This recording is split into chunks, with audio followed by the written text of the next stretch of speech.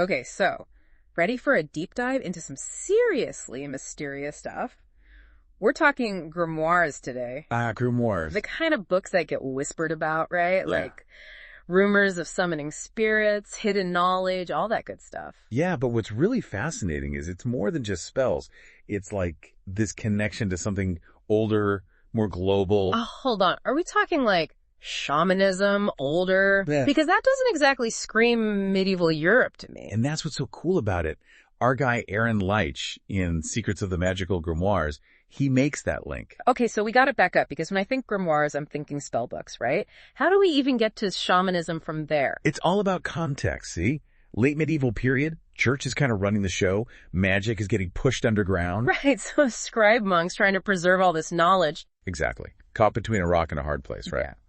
And that's how grimoires, as we know them, come about. So it's almost like encoded knowledge hidden in plain sight. Exactly. And that's where the living book idea comes in.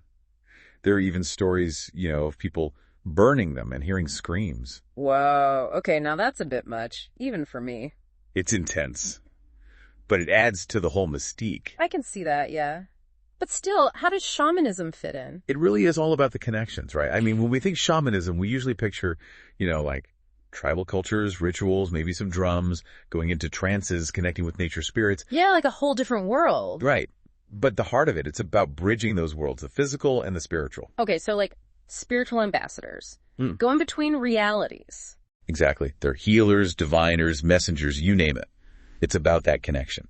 I'm with you so far, but how do we get from there to, well, grimoires? Those seem way more focused on, I don't know, magic, I guess. And that's where Leitch is so interesting. He points out how grimoires, they rarely give you the step-by-step, like a recipe for a spell. Oh, interesting. It's more about building relationships, Yeah. spiritual entities, especially angels. Like a shaman cultivates those bonds with spirits, right?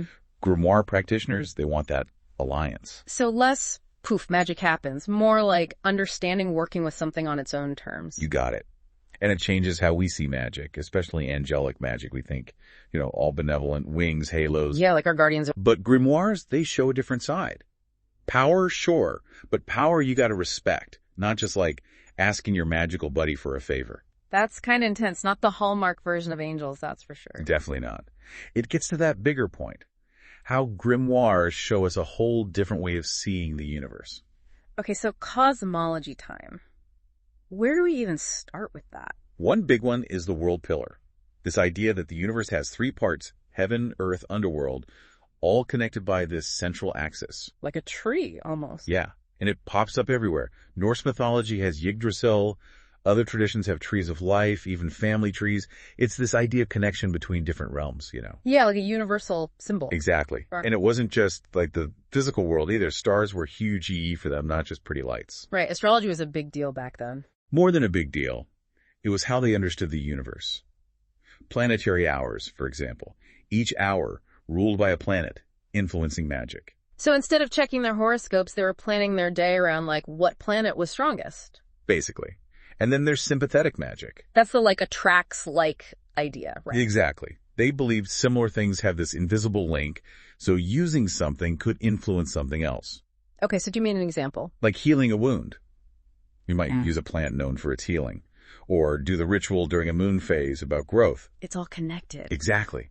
A holistic worldview, everything interwoven. So we've got this universe, everything's connected, planets are playing their part, and these grimoire folks, they wanted to like plug into all that. Yeah, it's about more than just, hoping for the best, right? Right. It's like they had the whole user manual or something. Exactly. Grimoires, they get into the how-to, the tools, the techniques to actually work with all these connections. Okay, so less theory, more practice. What were they working with? What did they actually do? Well, take magical timing, for example. Those days and hours, they were just picking randomly from a hat. Right. They were into astrology big time. It was more than that. It was about harnessing the power, like planning a ritual for a specific planetary hour. To like get a power boost from Jupiter or something? Is that idea? Yeah. Yeah. They believed in those alignments, just like, people nowadays still look for lucky dates. Oh, totally. It's like cosmic event planning. Right. And names were huge E for them, too. Names. Like, what do you mean? They thought knowing a spirit's true name gave you power over it.